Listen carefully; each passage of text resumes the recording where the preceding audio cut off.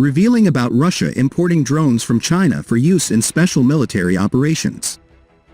Russia has been importing drones for months from Chinese companies such as DJI that the US approved for use in its war against Ukraine, despite denials from Beijing that such equipment was used in the conflict, according to media reports, which said it was carrying out an investigation, which found Russian companies imported more than 3 dozen unmanned aerial vehicles between December 2022 and April 2023, which were described in customs records as for use in special military operations. China's Ministry of Commerce claimed in April it would prevent all types of drones from being used on battlefields in conflict areas and jointly promote international peace, but it was unclear whether the Chinese companies or government were aware of Russian customs records on drones.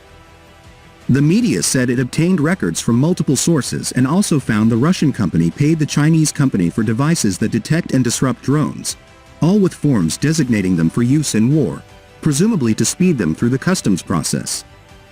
Meanwhile, China reported exporting at least 30,000 drones to Russia, worth more than $32 million, from March 2022 to May 2023, according to its official customs data.